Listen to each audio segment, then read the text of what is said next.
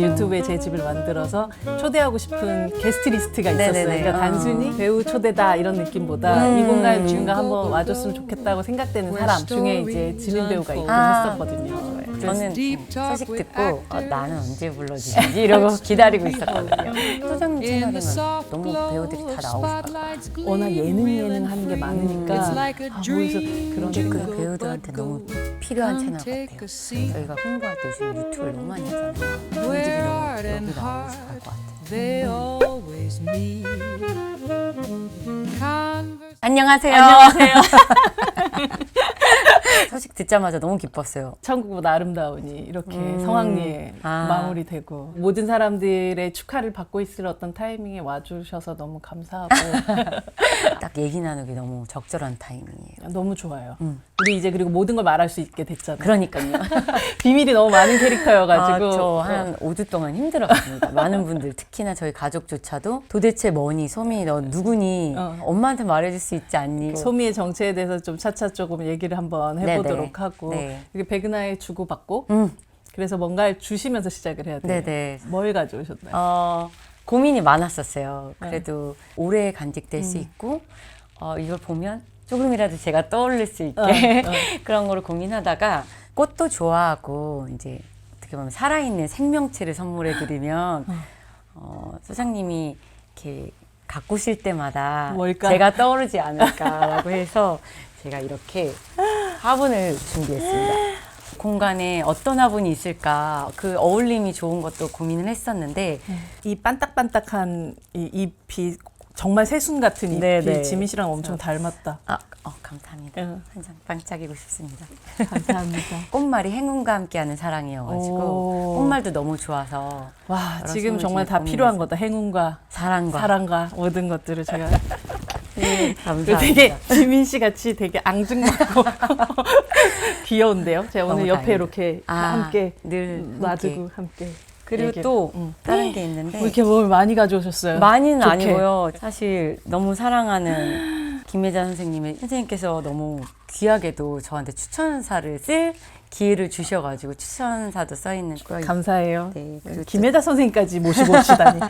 그리고 또 다른 분도 모시고 왔습니다. 우리들의 블루스에서 은혜 씨다. 은혜 씨가 그림이랑 글을 담은 책인데요. 읽으면 네.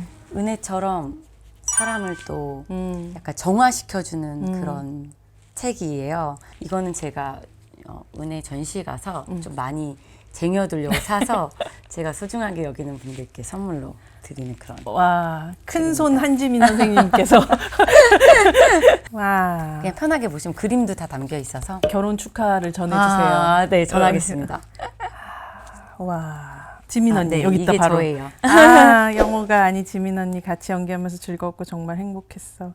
내 생일날 파티도 재밌었어. 생일날 파티도 해주셨군요. 그때 서프라이즈로 우빈 씨랑 같이 파티를 해줬거든요. 거기서 하나 더 있습니다. 와 이거는 제가 혜자 선생님 때문에 이제 류시아 시인님을 알게 됐는데 혜자 선생님과 닮은 지점이 있는 것 같아요. 본격 출판사 유튜브 다운 오늘 시작이었던 것 맞습니다. 같아요. 아니 제가 지금 출판사 때문에 유튜브를 시작한 아, 거긴 정말요? 하거든요. 그리고 별건 아닌데 네. 저는 손편지를 좋아해가지고 받는 것도 좋아하고 소장님한테 딱 액자처럼 드리기 저 진짜 벚꽃을 너무 좋아해서 저도요.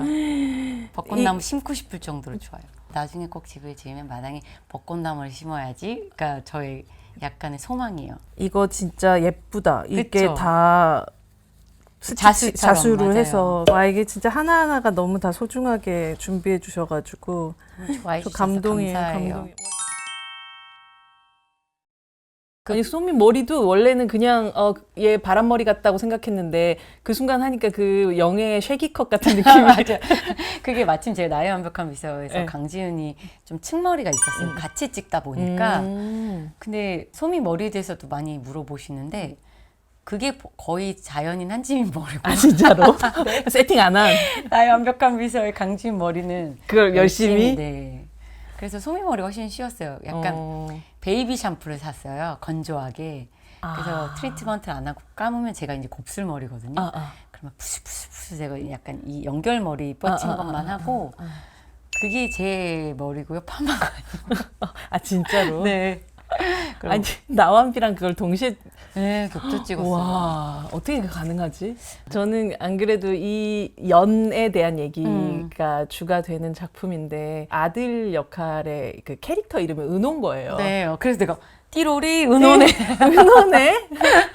맞아요. 이걸 생각하시진 않으셨을 거 아니에요. 그거 아니었어요. 그래서 아, 진짜. 와, 그럼 진짜 좀 소름 끼친다. 그래서 제가 이게 세계관이 연결되는 건가요? 막 이렇게 할 정도로 내가 전생에서 끝까지 함께 해주지 못했던 내 아들을 그러니까 다음 생에는 비서로 두고 저기 은호? 은호가 누군데? 아예 모르시겠어요? 글쎄 난 모르겠는데. 당신 알아? 고마워요, 은호 씨. 사랑의 결실을 맺는. 그런 순간. 근데 약간 초반에 그거 이상했어요. 유은호 씨, 막 은호 씨 이렇게 하다가 대본에는 막 은호야 이러면서 엉엉 울어야 되는 거예요. 그래서 이게 내가 약간 이름이 같으니까 좀 그러니까. 연기를 할 수 있을까 그랬는데 다행히 은호 아이 부분은 이제 나의 완벽한 미소를 끝내고 찍을 수 있어가지고 좀 나았었어요. 근데 팬분들께서도 좀 연결지어서 그래요? 얘기해 주시더라고요. 제가 윤호 씨, 은호 씨 했던 거랑 뭐 은호야 이렇게 하면서 그렇게 요즘 그렇게 좀 네, 세계관들 네, 다 네, 이어주는 네, 그런 재미가 그렇게 있죠. 해주더라고요. 네. 뭐 사실 나완비 때도 보면 캐릭터적으로 봤었을 때는 로맨스 장르에 나오는 여자 주인공처럼 보이기도 하지만 지윤이 같은 경우는 되게 보통 로맨스 장르의 남성 캐릭터였단 맞아요. 말이에요. 네. 그래가지고 그때 왜 은호한테 뭐 그 대사를 안 했지만 애기야 가자 수준으로 맞아요. 회사에서 네. 이렇게 딱 끌고 나올 때 약간 내적으로 소리 질렀단 말이죠. 이게 음악도 너무 중요해요. 엘리베이터 딱 열면 고속으로 슬로우로 걸면서 쫙 하는데 멋있는 거예요. 제가 멋있더라고요. 많고. 제가 심쿵했어요. 약간 보면서 일단 기본 포맷 자체가 남녀가 뒤바뀌어 있는 설정이고 근데 이게 진짜 시대가 바뀌어서 그래요. 예전에는 한없이 막 신데렐라 실장님을 기다리는 강인하게 씩씩하고 캔디. 달려라 하니 막 이랬다가 사랑니 시작되면 눈물 주룩주룩 막 이랬는데 이게 진짜 시대가 바뀌어서 여성 캐릭터들의 힘이 많이 커졌어요. 근데 이게 사회가 변화시킨 부분이라고 생각이 들거든요. 여성 캐릭터들이 마냥 받기만 하고 이런 것들에 환호하지 않는 시대가 이제는 온 거예요. 그래서 주어진 것들이 그러니 조금 사랑에 있어서도 우리가 어떻게 하면 좀 새롭게 할 수 있을까라는 고민들을 많이 했었는데 처음 키스신 대본 나왔을 때도 감독이 우리가 키스를 한다면 지윤이가 먼저 했으면 좋겠어요. 근데 그거는 준혁 씨도 동의했던 부분이고 사실은 원래 4부에서 쇼파에서 먼저 키스를 하는 거였어요. 아 그래요? 네. 먼저 그게 하고 이거에서 그 다음에 내가 약간 기억 갑자기 안 또 나고 신나는데. 기억 안 나고 막 이랬는데 기억이 안 나다니. 이제 감독님이 말씀 주시기를 우리가 볼 때 왜 사랑 드라마를 작품을 볼 때 실제로도 뭔가 사랑 얘기 들으면 어떻게 둘이 잘 되려나 봐. 그 뭔가 잘 되려나 봐 떨려 이런 그 중간 썸의 그 관계가 제일 재밌고 설레잖아요. 제일 재밌죠. 그래서 그거를 좀 오래 했으면 좋겠다. 너무 빨리 키스를 이렇게 술 기운에 하진 않았으면 좋겠다. 근데 보통은 엔딩 포인트에 키스로 끝나면 우와 이렇게 되긴 하거든요. 네. 그래서 그게 할 듯 말 듯하게 끝내자 해서 원래 첫 키스를 좀 뒤로 미뤘죠. 원래 대본에서는 지윤이가 술 취해서 먼저 이렇게 하는 거였는데 그래서 어쨌든 먼저 하는 거예요. 먼저 하긴 했어요. 근데 이제 뒤로 가져가면서 우리가 이 감정으로 첫 키스를 할 수 있을까를 좀 고민 많이 했던 거는 제가 그런 연회장 같은 우 회장님한테 뭔가 이렇게 수모를 당하고 나와서 뭔가 난 수치스럽고 이 많은 사람들한테 자존심 상하고 유은호 앞에서 이런 것도 싫고 눈물이 그런 걸 하는 그 상태에서 감독님 여자가 눈물 흘릴 때 키스하는 거 좀 아닌 것 같아요. 그 포인트. 싫죠. 그러네. 울 때. 드라마에서 그러는 건 좀 싫지. 네, 원래는 또 더 우는 거였거든. 원래 아. 감정이 더 가서 울고 무너진다. 근데 은호가 키스를 한다 해서 그래 이 여자가 제일 약한 순간에. 이거 아닙니다. 여기서는 아닌 것 같아서. 근데 은호 씨도 그렇게 해가지고 또 작가님이랑 또 감독님이랑 얘기해서 그러면은 이제 당겨서 광화문에서 대신에 지윤이 먼저 하자 하면서 원래 또 대본에는 직원들한테 들키는 거였어요. 근데 준혁 씨가 그거 조금 멋이 없다. 음. 우리가 이제 손 잡고 이 손 놓지 말기로 해요 했는데 바로 이렇게 딱 놓고 내리는 장면이 있었어서 딱 지훈이가 끌고. 그래서 이제 사람들 앞에 오픈을 하자. 음. 그래서 직원들 다 놀라서 넘어지고 막 이런 것들을 이제 또 바꿔가면서 찍었어요. 근데 너무 고맙죠. 준혁 씨 같은 경우는 그런 아이디어 내는 거 되게 좋아해가지고 그거 너무 좋은 것 같아. 그래서 제가 막 신나게 만들어 찍었는데 바꾸길 진짜 잘했다면서 봤어요. 준혁 씨가 그리고 뭐 이런 맞아요. 준혁 씨 공주님처럼 맞아요. 은호도 막 딸려가고 나보다 2배는 큰데 막. 아니 그 장면을 보면서 한 번도 한지훈이라는 배우를 생각하면서 잘 붙이지 않았었던 수식 중에 하나가 멋있다였단 말이에요. 맞아요. 저도 떨린다 이랬어요. 사회도 변화하고 또 함께하는 남자 배우도 지금의 시기에는 나의 역할들이 이렇게 바뀌어야 돼라는 것도 인지하고 있고 맞아요. 그 감독님 혹은 또 배우 스스로도 네네. 변화하는 어떤 시대에 이게 현재 대중들의 어떤 온도 뭐 이런 것들을 정확하게 좀 파악하고 있기 때문에 가능한 거기도 그런 것 같아요. 요즘 친구들이 뭘 좋아하고 이런 것들에 나름 노출되어 있다고 생각이 들었는데 조감독 친구나 기획하는 막 아이디어들이 우리 때랑 좀 다르더라고요. 언니 요즘은 이런 게 있어요. 선배님 요즘은 이런 게 있어서 너무 열린 마음으로 그렇지 오케이 이렇게 해서 어떤 대사는 또 조 감독님 아이디어고 막 어떤 게 있었어요? 그게 뭐였지? 되게 팬분들이 좋아했던 대사였는데 기억하지 않아도 어디까지 기억해요? 어디까지 기억해요? 기억했으면 좋겠어요. 그거. 맞아. 그날 밤에 대해 가지고 어디까지 기억해요? 어디까지 기억했으면 좋겠어요. 맞아. 그 조감독님 아이디어로 나온 대사였고 언니 요즘은 이런 걸로 더 설레요. 이런 거가 좀 많이 있었어요. 사실은 저 나의 완벽한 비서 드라마는 제목이 인사하는 사이였어요. 원래는. 네, 그래서 대본 자체도 무던하고 따뜻하고 착한 느낌이 많았다면 현장에서 또 사실은 인사하는 사이로 찍었거든요. 근데 갑자기 방송될 즈음에 나의 완벽한 비서 약간 로코처럼 막 바뀌어서 우리가 그 결로 찍지를 않았는데 그게 될까? 이렇게 됐었어요. 근데 방송 나오는데 로코인 거예요. 그러니까 그것도 약간 오피스 멜로 됐더라고요. 보통 그렇게 웹툰 같은 느낌. 그래서 아니 이게 어떻게 된 일이지 봤더니 너무 그 직원으로 나왔던 배우분들도 각자 캐릭터들 훨씬 빌드업을 해서 코미디 연기를 많이 해줬고 준혁 씨 코미디 하는 거 좋아하고 저도 편집이랑 음악을 그렇게 로코처럼 붙이니까 많이 했더라고요. 그거에 도움을 또 하나 더 줬던 게 이 서울이란 도시였던 거예요. 그쵸. 저희는 서울시 홍보대사 거의. 드라마죠. 네. 촬영할 때는 너무 그런 유명하고 예쁜 스팟을 선호하셔서 촬영하기 어려웠거든요. 저는 솔직히 광화문 네. 경복궁을 뒤로 하고 거기 세종 그 앞을 로맨틱 코미디를 찍으려고 거기에 있는 것 자체가 저는 그냥 되게 비현실적이었어요. 비현실적이요. 네, 그걸 찐으로 찍은 거죠. 찐이요. 남대문 앞에 떡볶이를 세팅을 했고요. 그래서 외국인 분들이 지나가시다가 진짜인 줄 알고 자꾸 오셔서 주문하시려고 그러고 나 그렇게 많이 찍어봤는데 남대문 앞에 처음이야. 광화문은 계속 미뤄졌어요. 그건 이슈가 많아서. 광고.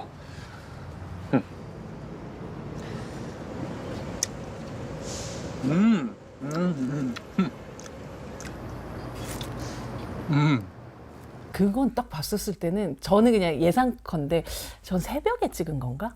아니에요. 다행히 이게 비가 많이 와서 좀 미뤄지기도 했는데 이제 그것도 서울시에서 딱 어떤 그 시간만 주신 거예요. 근데 그때가 하필 낮에는 비가 왔는데 저희 이제 FD님들이 가장 많이 하는 거 수많은 날씨 앱을 켜놓고 몇 시에 강수량이 얼만가. 그래서 이 전에 끝인다고 한다. 근데 감독님은 광화문을 선호하시고 그랬는데 기적처럼 그쳤어요. 그리고 카메라 세 대를 갖고 왔고 근데 비가 왔다가 끝이니까 별로 사람이 없었어요. 진짜. 네, 너무 감사하게도. 와, 저는 뭐 새벽 한 4시나 사람들 없을 저녁. 때 뭐 불 이렇게 해놓고 찍었나 보다 저녁에 이렇게 찍어, 생각. 밤에 찍어 한 9시, 10시에 우리가 찍었나? 진짜요? 근데 다행히 평일이었고 비가 내리다 그치니가 많은 분들이 안 계셨고 말도 안 돼. 버스가 이렇게 지나가면서 서로 보이는데 그 버스도 때마침 지나가지고 와, 이건 하늘이 도운 거네. 네 맞습니다. 그래서 저는 처음에는 감독님은 왜 이렇게 사람 많은 데서 맨날 찍고 싶어 하시지? 촬영 너무 힘들고 어렵고 그 맞추기 근데 힘든데. 찍어 놓으니까 너무 특별하더라고요. 그렇죠.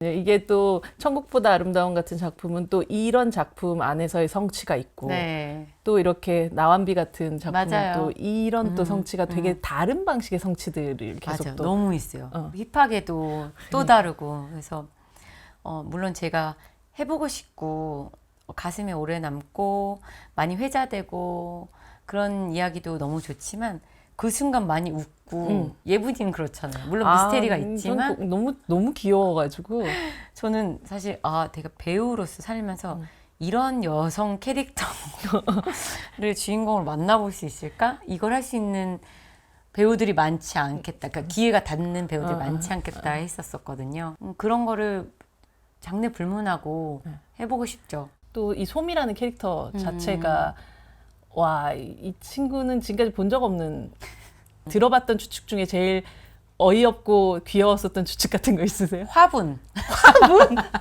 해숙이랑 얘 낙준이가 화분이다? 끼웠던 화분 아닐까? 그리고 그건 왜 그렇게 나왔는지 모르겠는데 금붕어가 있었어요.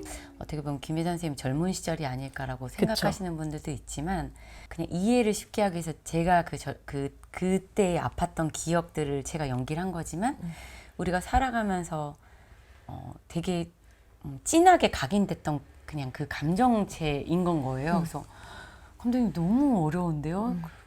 이걸 어떻게 연기하고 저는 어떤 모습이고 서민은 무슨 옷을 입고 나야 되고 그런 것도 하나하나 다 물음표였던 작품이었어요. 네. 나중에 보고 나니까 인사이드 아웃에서 맞아요. 감정이 네. 하나가 맞아 그런 느낌이에요. 네, 네. 계속 이렇게 어딘가에 또 쌓여 있으면서 그 친구가 하나의 뭔가 존재가 되었나? 맞습니다.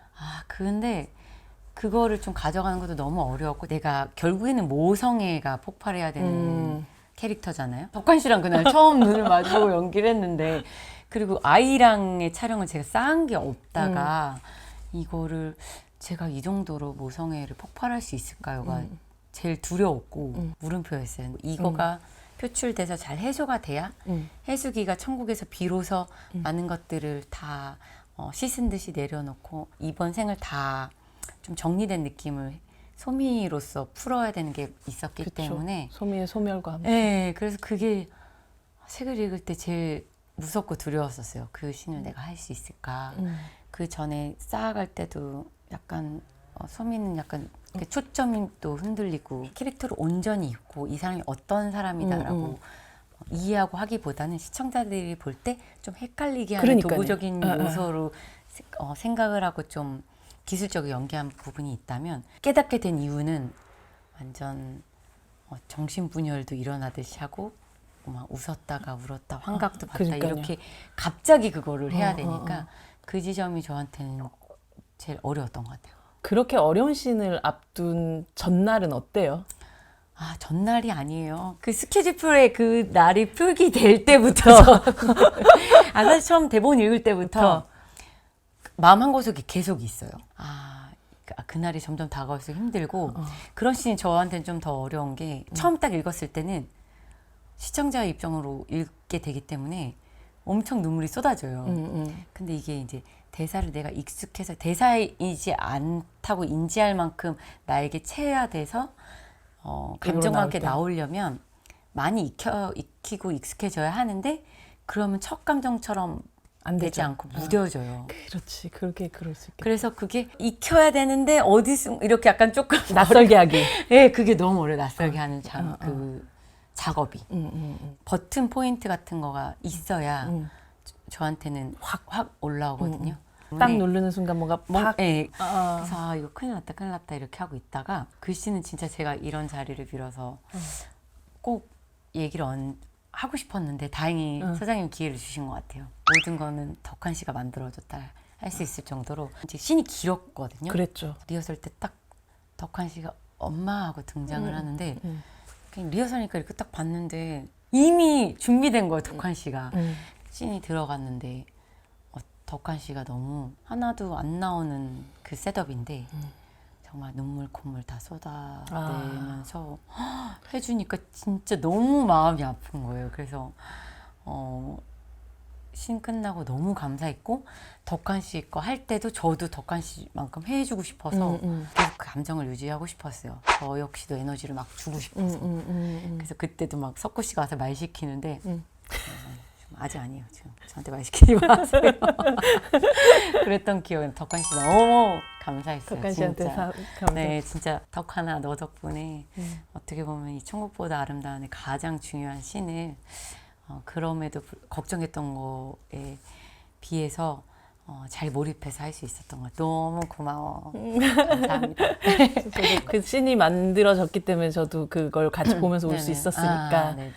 진짜 그 5살 때 헤어졌었던 그 아이 그대로의 마음으로 네, 엄마 그걸 이제 들었을 때 제가 완전 절규하듯이 고통스럽게 소리 지를 때는 진짜 이렇게 될 것 같다라는 생각이 들더라고요. 정말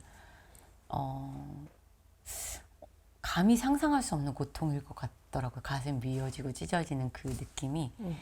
근데 그 덕환 씨가 너무 잘 해줬어요. 네. 사람으로서 태어나서 가장 견디기 힘든 슬픔과 고통은 자식을 먼저 떠나보내는 일이 아닐까라는 생각을 늘 했었어요. 미안해. 엄마가 미안해, 아가. 엄마가 거기 두고 와서 많이 무서웠지. 얼마나 울었어. 많이 배고팠을 텐데, 그치? 감히 상상할 수도 없고. 없지만 네. 그래서 그거를 제가 연기하는 순간이 올 줄 몰랐어요. 약간 가족 같은 느낌이 있어요. 감독님이랑 정은 언니랑 저랑 혜선 선생님이랑 주기적으로 이제 만나기도 하고요. 모임 많이 하고 정은 언니도 내가 다녀왔는데 선생님이랑 진짜 얘기 오른팔 나눴어. 왼팔. 네, 테스트 촬영하러 세트장에 갔는데 커피차에 유은호 씨 사진이 있는 거예요. 봤더니 또 거기서 촬영을 하고 있더라고요. 근데 씬이 안 비어서 마주치지 못했고 연락만 했는데 그래서 이게 그 천국보다를 찍고 보면 뭔가 우연도 그냥 우연 같지 않고 뭔지 알죠? 옆 세트에서는 우리 주혁 씨께서 촬영을 하고 계시는 그거 거예요. 놀러 온 전역한 거야. 지 얼마 안 돼서 누나 언제 촬영해? 이제 곧 끝인데 정은 언니랑 다 같이 있을 때 보면 좋으니까 그럼 마지막 촬영장에 와 이래가지고 방문을 해줬죠. 보고 있다가 쫑파티도 같이 하지 가긴 어딜 가니 그래서 쫑파티에 저보다 더 오래 있다 갔을 거예요. 제가 먼저 오고. 그러니까 감독님 현장은 다 가족 같은 게 있어요. 거대한 친척 집단 같은 맞습니다. 그런 느낌. 제가 사람, 인간 김석윤 감독님을 너무 존경보다는 어떠한 단어가 맞을까요? 추앙해요. 혜자 선생님 덕분에 그 인연들이 좀 오래 이어졌고 그리고 감독님은 꼭 그 배우한테 고마움이 있으면 또 그거를 다른 작품에서도 어떻게든 또 기회를 주시려고 노력해 주시는 분이거든요. 감독님은 어쩌면 이 천국이 그렇듯이 사람들을 새로운 역할로 만들어서 다시 네네. 내보내고 맞아요. 다시 내보내는 맞아요. 센터장님 같은 그러네요. 맞아요. 그래서 석구 씨에게도 네. 다른 데서 해보지 못할 느낌의 캐릭터를 주겠다. 할 수 있게 그러니까 해주겠다. 강혜상 같은 캐릭터 생각해보면 너무 다르죠. 너무 사랑스럽잖아요. 근데 그러니까요. 여기서 석구 씨는 먹먹미가 있고. 그러니까요. 그리고 또 수호 씨랑 민기 씨도 현장에 놀러 오고 그랬었거든요. 네, 근데 또 우리 힙하게 팀. 네, 그리고 민기 씨는 네. 석구 씨랑 나의 방일지도 같이 했고 막. 그러네요. 그러니까 또 오면 다 막 또 친척이 모인 것처럼 왔어 막 이렇게 되는데 감독님은 또 스태프분들 이름 하나하나까지 다 불러주시거든요. 그러니까 저도 자연스럽게 이름을 외울 수밖에 없어요. 거의 100명 정도 되는 네, 사람들의 다. 이름을 네. 다 외운다고. 오징어 게임 이런 거예요. 왜? 스태프들을 위한 잔치처럼 약간 운동회 같은 그런 운동회처럼 오징어 게임하고 막 이렇게 돌려서 와, 룰렛 같은 거 하고. 예, 홀짝하고 번호 저희가 추첨하고. 추첨하고 예, 그리고 달고나 다 하고요. 오징어 게임 BGM도 다 틀어주고 와. 막 그런 이벤트들이 많아요. 여자 팔씨름 대회, 남자 팔씨름 대회 그러면 감독님 막 경품도 막 준비하시고 제가 회식 쏘는 날 막 여자 씨름 팔씨름 대회 하면은 저도 막 상품권이랑 막 상품 준비하고 막 이래가지고 현장 되게 재밌겠는데? 너무 재밌어요. 아, 선생님도 그래. 한번 놀러 오셨으면 너무 좋았을 텐데. 다음에 또 하시겠죠? 다음 작품을 하실 때쯤 제가 꼭 한번 아, 제가 감독님께서 안 써주셔도 제가 현장 견학 같이 가요. 견학. 김혜자 선생님 얘기를 하면 뭐 눈이 부시게 때도 그랬고 이번 작품도 그랬고 젊은 역할이 아니었지만 네네. 어쨌든 이 사람에게서 잉태된 역할이잖아요. 그 어떤 배우를 그렇게 계속 같이 이 사람의 영혼까지도 약간 공유하는 상태로 어떤 시기마다 네. 5년, 6년에 걸쳐서 이렇게 한 번씩 이 사람을 겪는다는 경험은 좀 되게 독특한 경험일 것 같거든요.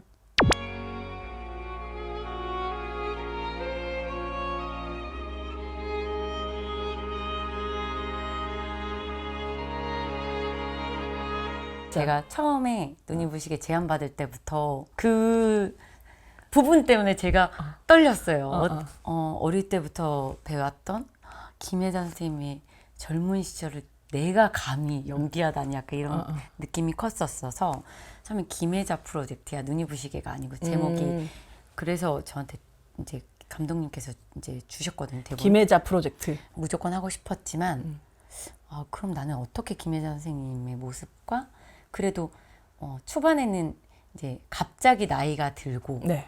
잠깐 젊어졌다 또 꿈이었고 이런 거니까 왔다 갔다 해야 되는데 뭔가 일관성, 일맥상통하는 공통 모습이 있어야 될 것 같은 거여서 감독님 그거를 어떻게 해야 될까요? 그래서 그게 너무 걱정된다 했더니 너는 그냥 편한 대로 하고 선생님이 너에 맞추면 돼? 그렇게 하실 거라는 거예요. 근데 나머지는 너무 신기하게 선생님이 저의 연기한 거를 보고 일부러 따라 하시려고 한 게 아닌데 사람들이 시청자분들이 진짜 한지민 같아. 왜냐면 제가 먼저 나왔기 때문에 너무 다행이죠. 선생님부터 나왔으면 제가 뭐 어떻게 따라해야지 했는데 그렇게 봐주시더라고요.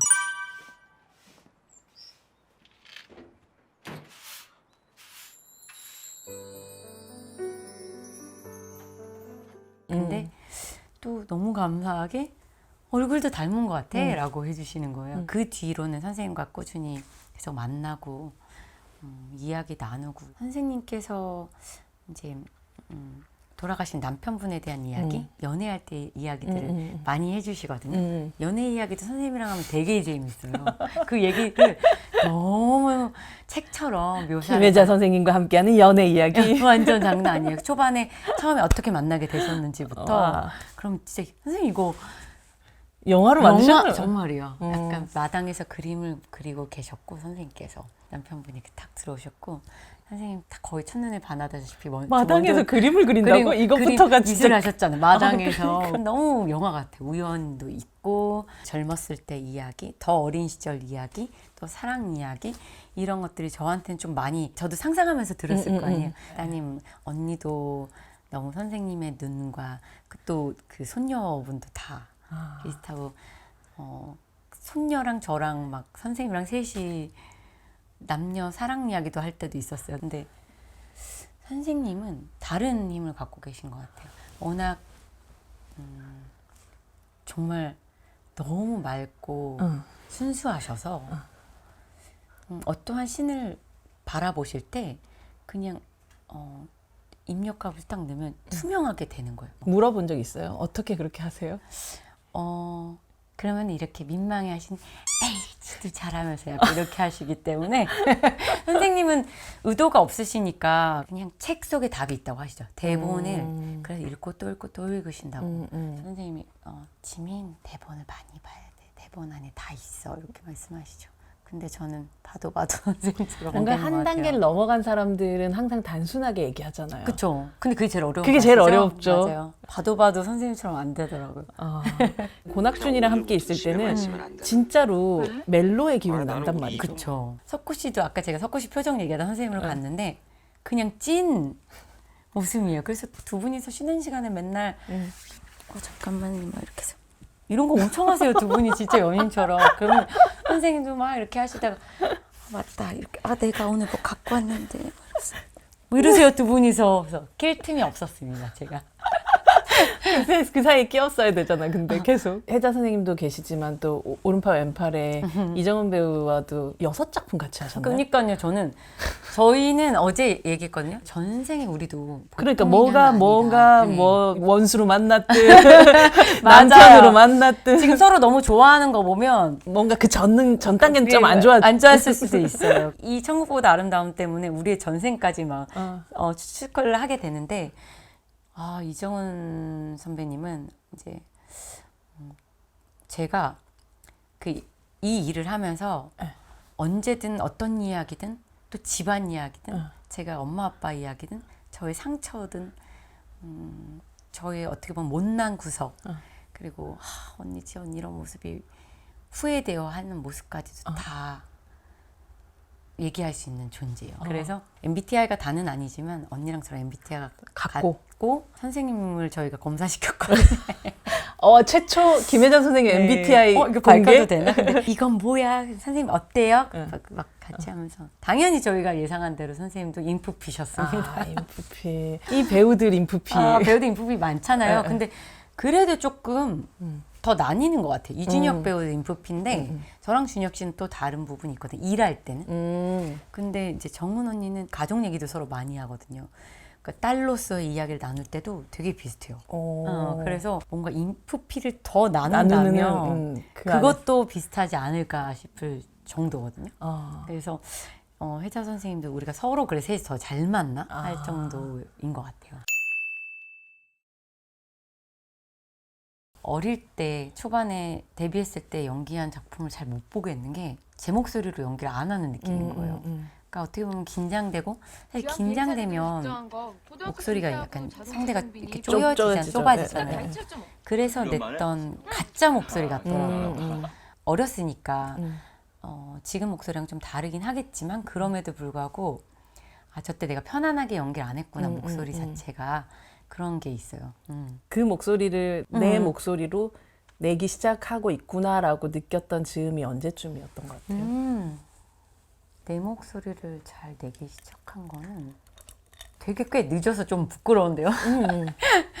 물론 미스백 때도 미스백 때는 좀 더 거칠었죠. 물론 그때 어디 갈 데 없냐? 담배 피는 캐릭터이기도 해가지고 네. 더 거친 느낌을 내고 백상하는 하고 싶었으니까. 백씨 집안 중에서 제일 거친 스타일. 그렇네요. 같은 집안이었네요. 미스백이잖아요, 네네네. 제가. 아는아이프 때 그러니까 미스백을 지나고 아는아이프 때 조금 제가 더 제 목소리를 내기 시작했던 것 같아요. 아는아이프 때부터 좀 많은 주변 감독님분들이 무슨 계기로 바뀐 거예요? 라고 물어봐 주셨어요. 그렇게 부르지 말아요.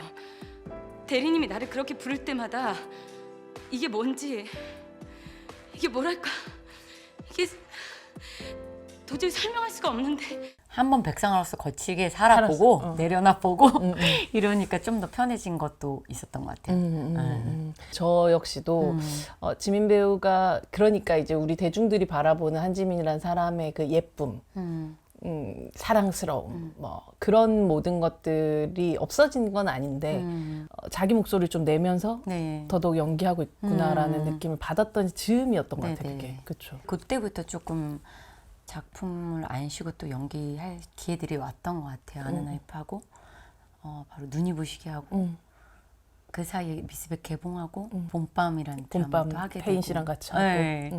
그러면서 조금 연기도 더 재밌어지고 근데 그거를 돌이켜보면 뭔가 영화 작업은 좀 더 여유롭게 하다 보니까 미스백이란 캐릭터가 나한테 실제 한지민한테도 그리고 배우로서도 많은 변화를 주지 않았나 싶어요.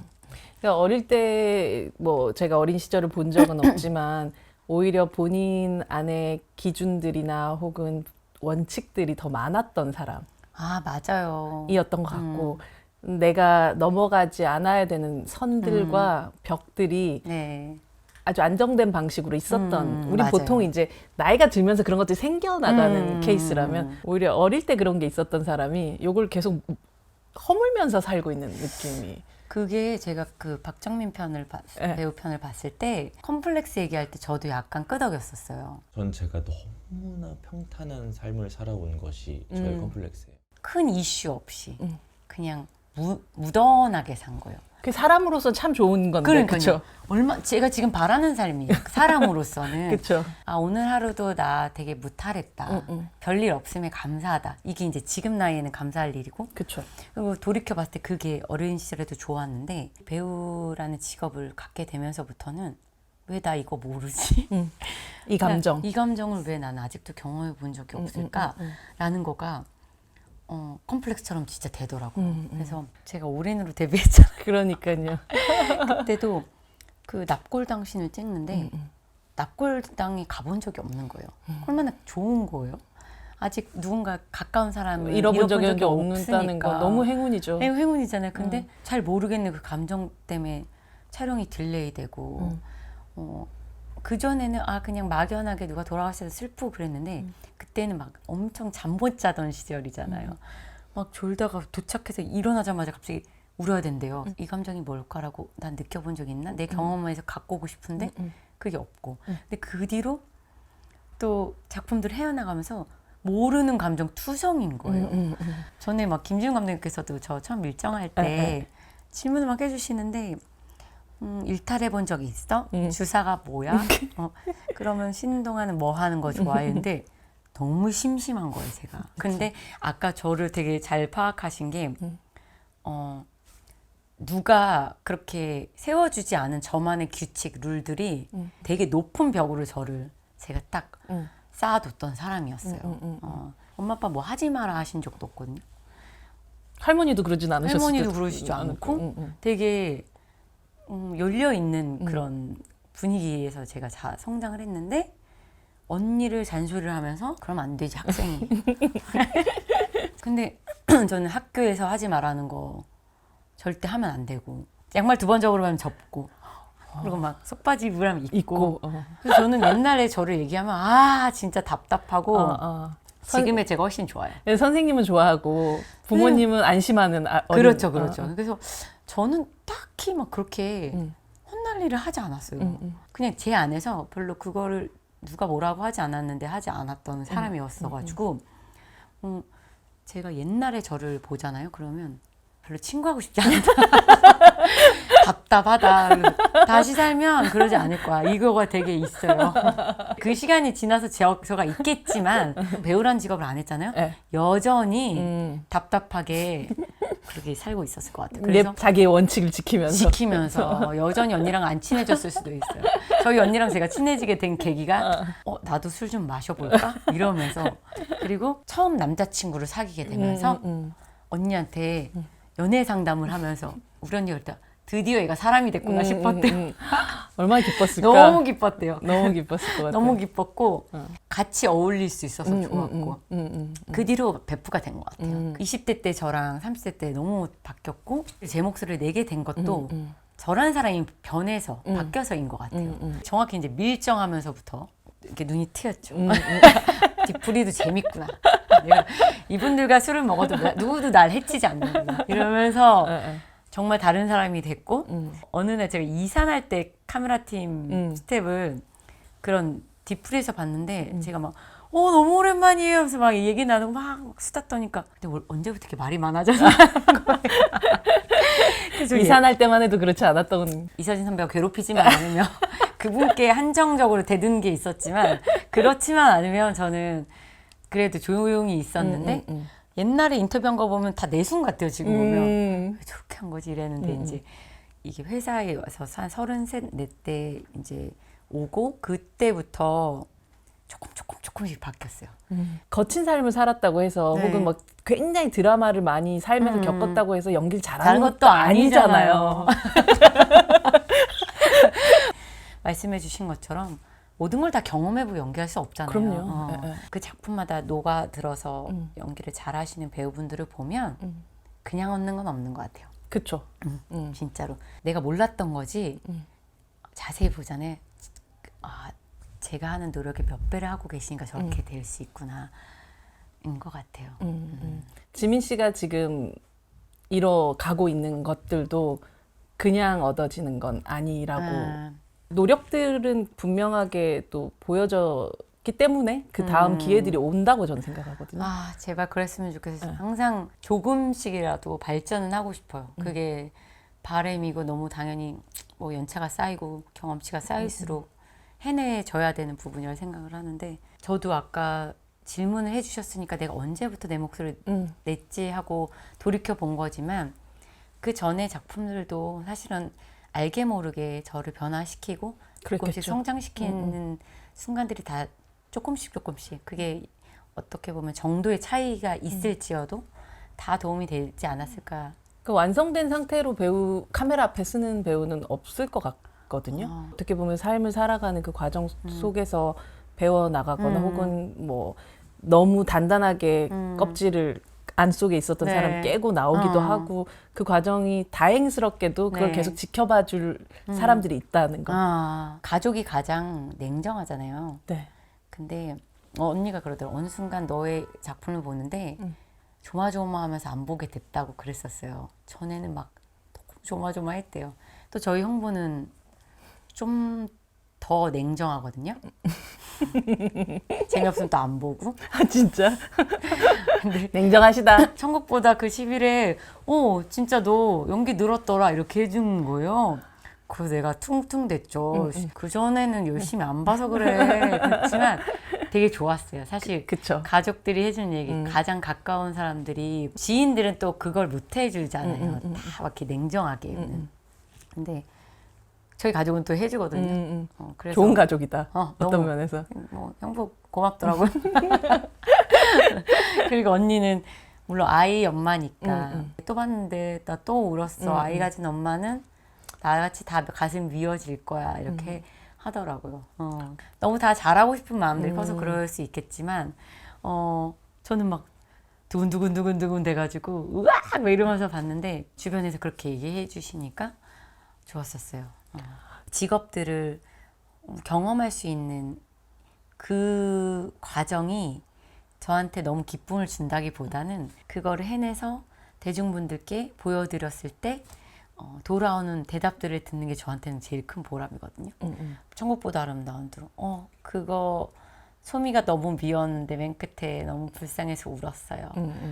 이 작품 때문에 많은 것들을 생각하게 됐어요. 이런 작품에 대한 이야기들을 내가 들었을 때 그게 좋아서 저는 하는 것 같아요. 배우로서의 존재감 혹은 배우로서의 뭐 가치들도 올라가지만 이 업계에 오랫동안 있다 보면 이 사람 자체가 아이코닉하게 만들어내는 자기가 생기게 되는 네. 것 같아요. 그 중에 하나가 또 청룡 아닐까. 정말 약간 그 전화를 받았을 때 주저앉았어요. 주저앉고 아직도 기억나요. 바깥으로 외출하려고 나가다가 신발을 신으려고 하는데 대표님한테 전화가 왔고 지민아 올 것이 왔어. 무슨 말씀이세요? 뭐가 올 게 왔다는 거지? 누구한테요? 무슨 전화가 이랬대요. 청룡 이러시고 네? 거짓말하지 마세요. 무슨 소리야 해서 그랬더니 제안이 왔고 근데 제가 벌렁 주저앉고 누워버렸죠. 저는 못합니다. 저는 못할 것 같아요. 너무너무 힘들 것 같아요. 저는 하다가 사라질 수도 있어요. MC석에서. 전 도망갈 수도 있을 것 같아요. 이래 있었어요. 아무에게나 주어진 기회가 아니고 제가 너무나 좋아하고 존경하고 애정하는 선배님이 오랜 시간 너무 잘 다가오신 자리여서 그래서 무거웠는데 선배님한테 바로 제일 먼저 전화를 드렸죠. 근데 선배님께서는 이제 놀라지 않으시고 그냥 차분하게 자기야. 자기야. 근데 부담을 주고 싶지 않으셨던 것 같아요. 나는 생각하지 말고 그 자리는 누가 해도 어렵고 힘든 자리고 낯설 수밖에 없다. 선뜻 자기야 해봐. 지금 해봐 이렇게 안 하셨고 하기 싫으면 안 해도 되고 1년 해보고 안 해도 되고 지민 씨 마음 가는 대로 해도 너무 괜찮다. 근데 내가 봤던 지민 씨의 어떤 모습들은 하기에 좋은 것들을 갖고 있는 사람 같다라는 말씀 정도까지 해주셨어요. 그러고 나서 진짜 오랜 시간 고민을 했죠. 많이 용기를 냈죠. 용기를 내고 안 해봐도 후회할 것 같다는 느낌이 있었어요. 그래서 했는데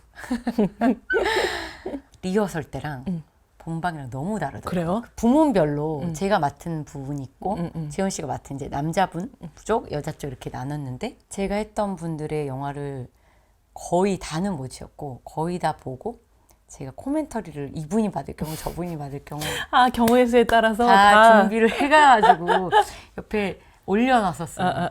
왜냐면 혜수 선배님 거를 보니까 준비되지 않은 멘트들이 있는데 누군가가 수상을 하시면 성우의 멘트가 나와요. 올라오시는 동안. 근데 인사를 하시거나 포옹을 하시거나 그러면 멘트가 빨리 끝나요. 중간에 빈 사운드가 빈 자리를 선배님을 채우시는데 그거를 제가 애드립으로 다 할 수 있는 게 아니었고 제가 처음에는 이 자리가 너무 어렵다고 못할 것 같다고 생각했던 이유 중에 하나가 선배님이 너무 그동안 해온 청룡의 자리에서 해주셨던 멘트들은 누군가가 상을 받으셨을 때 그분에게 때로는 위로의 말씀, 격려의 말씀들을 전해주시는 게 너무 감동적이었는데 저는 제가 감히 그걸 할 수 있는 포지션이 아니라고 생각을 했어요. 사실은 제가 너무 선배님의 그 위대한 자리를 당연히 만족스럽게 채울 거라는 욕심도 없었지만 그래도 기본도 잘 못 해낸 것 같아서 되게 자괴감에 많이 빠져 있었어요. 그래서 지금도 11월이 올까봐 벌써 청룡이 계속 있습니다. 있고요. 마음으로 이렇게 돌아가면서 한 분 한 분 MC들이 해도 너무 나쁘지 않을 것 같은데 그쵸. 라는 생각을 해요. 물론 혜수 선배님처럼 긴 시간 할 수 있는 배우분들이 많지 않을 것 같고 근데 한 번이라도 한 거에 대해서 저는 너무 영광이었습니다 라는 생각을 하고 있습니다. 재훈 씨랑은 작품 아직 안 해봐서 그것도 근데 동지애가 있는 거예요. 그래서 재훈 씨 떨려요? 전 너무 떨리는데 제가 의지해도 될까요?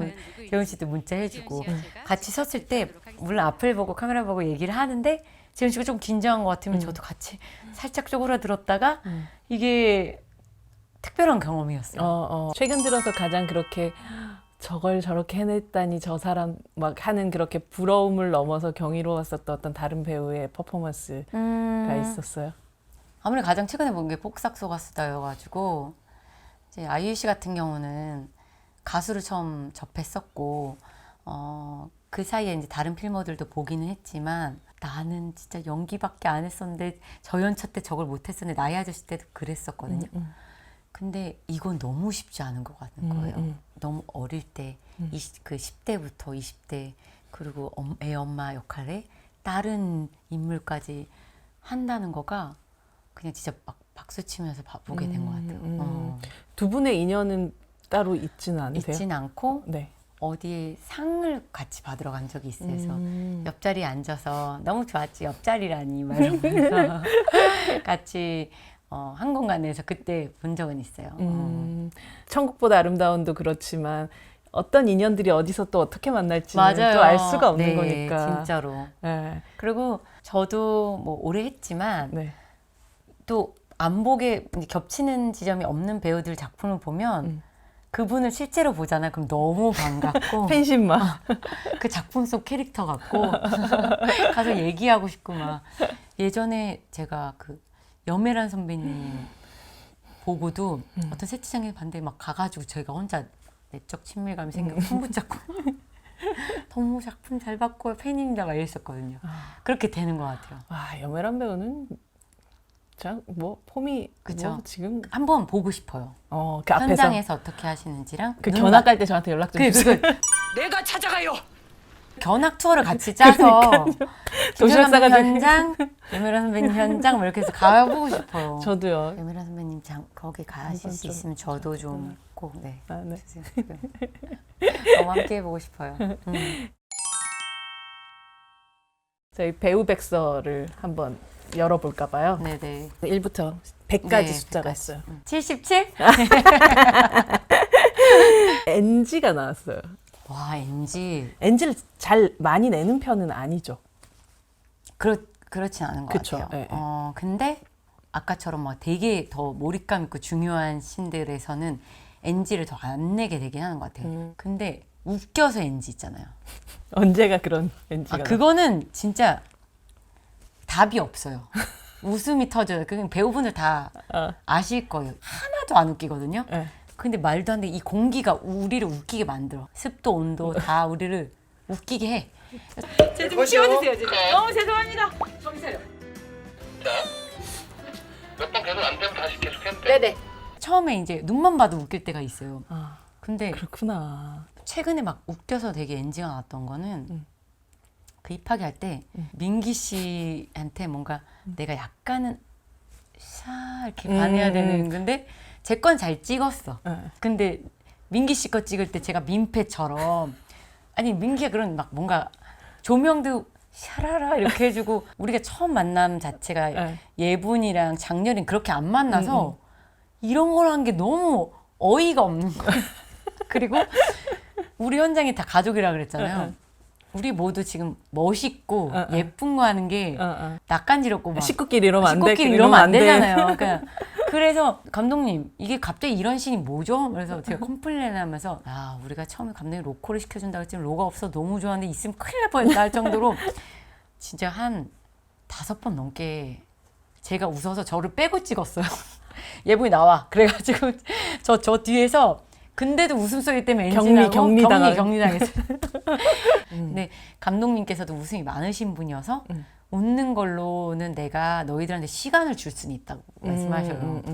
그건 마음껏 웃어. 많이 웃어. 오늘 좀 제일 많이 드는 느낌은 배우한테 있어서 우리는 만들어진 결과물을 즐기는 사람들이다 네. 보니 그게 되게 중요한데 사실 배우들한테 있어서는 결과물도 중요하지만 현장이라는 게 되게 중요하구나. 과정 너무 중요해. 그래서 떠올리면 웃음 짓게 하는 그런 작품들은 현장이 좋았던 작품이에요. 그래서 제가 리딩할 때 첫인사 드릴 때 결과도 중요하지만 과정 안에서 물론 사건 사고 없는 게 제일 중요하지만 좀 재밌게 매일 거의 보는 사이가 되니까 재밌게 했으면 좋겠어요라고 인사를 드리거든요.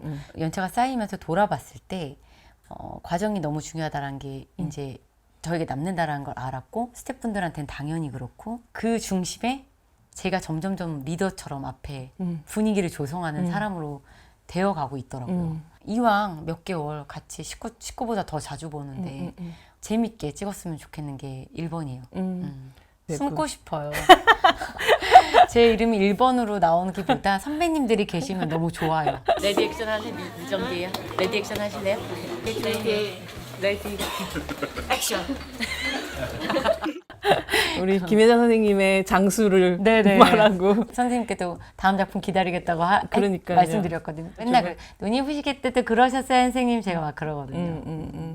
정말 오래오래 그분들이 연기를 계속 해나가신다는 게 아주 이기적으로 나라는 사람의 미래가 저렇게 길게 오랫동안 찬란하게 네. 눈이 부시게 있을 수 있겠구나라고 얘기해주는 가장 중요한 어떤 약속 같은 느낌. 맞아요. 근데 그게 내가 열심히 그냥 꾸준히 한다고 또 오는 건 아니잖아요. 빛도 나에게 비춰주지만 어쩔 때는 강렬하게 어쩔 때는 또 내가 한 거에 비해서 조금 더 흐리게 올 수도 있고 그러니까 그런 것들을 미리 마음으로 이렇게 대비할 수 있는 연차가 된 것 같기는 해요. 네.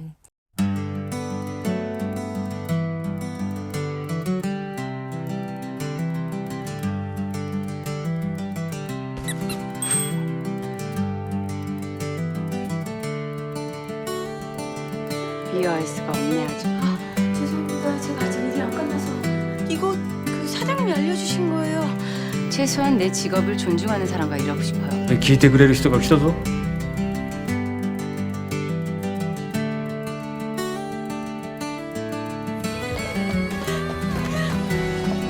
옆에 있을게. 지켜줄게.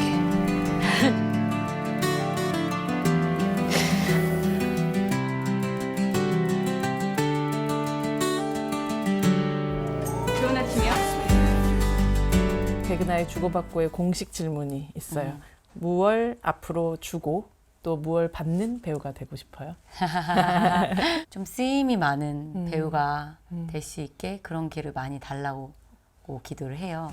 역할의 크기와 상관없이 많이 나오든 적게 나오든 그 한 작품 안에서 좋은 쓰임이 돼서 적절한 쓰임이 되고 대본과 시나리오가 요구하는 그 캐릭터의 쓰임을 잘 활용이 돼서 작품으로 많은 분들께 다가가고 싶은, 주고 싶은 마음이 제일 크고요. 쓰임을 주는 네, 배우. 쓰임을 주는 배우. 쓰임을 적절히 한 작품으로 그럼 뭘 받고 싶으세요? 받고 싶은 거는 소소해요. 뭐예요?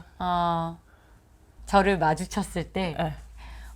저 그 작품에서 지민 씨 어떻게 봤고 좋았어요라는 인사, 인사를 받고 싶어요. 인사를 건네받고 싶어요. 네, 쓰임을 주고 인사를 받는 배우. 네. 그건 이미 뭐 만들어진 배우인 것 같기도 하지만. 유지하는 게 그걸, 쉬운 것 같지 않아요. 음. 이게 내가 갖고 있는 열정, 열의, 애정, 사랑과는 비례해서 일이 되는 게 아니잖아요. 그래서 그 기회가 닿는 거가 너무 소중하다는 걸 점점 느끼게 돼요. 영화에서도 보고 싶고. 맞아요. 영화 너무 한국 영화 또 새로 나왔다고 하면 요즘 청룡 때문에 그런지 그치, 너무 또. 반갑고 그 영화도 찍고 말씀하셨던 것들 장르가 좀 센 네. 어떤 시리즈물에서도 좀 보고 싶고 그렇게 그 어느 때보다 한지민이라는 배우의 선택들이 되게 다양하게 가겠구나. 그 쓰임을 굉장히 다양하게 당하겠구나. 당하고 싶어요. 그런 생각이 드는 오늘의 시간이었던 것 같아요. 그래서 또 주고받고 오니까 네. 여기서 이 공간에 있는 무엇이든 가져가실 수 있는 제가 기회를 드리도록 하겠습니다. 여기 뭐 다 들고 가셔도 진짜 되고 귀엽다. 밤에도 올래요. 밤에 와요. 나중에 유튜브를 하시다가 야자를 붙여가지고 이게 그래서 주고받고의 주자를 술주자로 괜찮다. 괜찮나? 주고받고 야 어쩌고 뭐 이렇게 해가지고 주고받고 야 한지민 야한지민 뭐 그래가지고 그리고 예를 들어서 한 명만 초대하는 게 아니야. 여러 사람? 우리가 전화를 해서 또 부를 수 있는 배우도 불러서 같이 좋아요, 수다하고 좋아요. 여메란 선배님 부르고 좋아. 아이유 씨도 소장님 찬스 여메란 누나랑 또 재용 씨 같이 같이 그래서 하고 얘는 화병이에요? 얘는 뭐냐면요 물병이에요. 물병? 물병인데 이게 폴란드에 되게 나한테는 좀 의미가 좀 있고 그럼 막- 막 못 가져가는 아니요 거 그래서 아니에요? 가져가도 좋은 것 같은 게 진짜요? 뭐냐면 이게 제가 되게 뒤늦게 유학을 갔었잖아요. 제 유학 시절이 담겨 있는 그 느낌. 진짜로 가져가야 돼요? 나 진짜 너무 좋은 거. 진짜요? 이제 지민 씨가 여기서 물을 담아서 탁 먹는다고 하면 여기 술 담아서 먹어도 되고. 술도 담아대고 진짜 약간 꽂아도 너무 예쁠 것 같아요. 화병으로 그래서 해도 이렇게 딱 해서 컵으로 쓸 수 있고 네. 뚜껑으로도 쓸 수 있는 완전 되게 쓰임이 많은 정말 너무 좋습니다. 쓰임이 쓰임이 많은 많은 저는 역시 실용적인 걸 좋아하나 봐요. 좋아요. 저는 이런 거 가져가주시길 바랬어요. 너무 좋아요, 너무 좋아요. 감사합니다. 오늘 이렇게 물병을 드리겠습니다. 오예, 오예.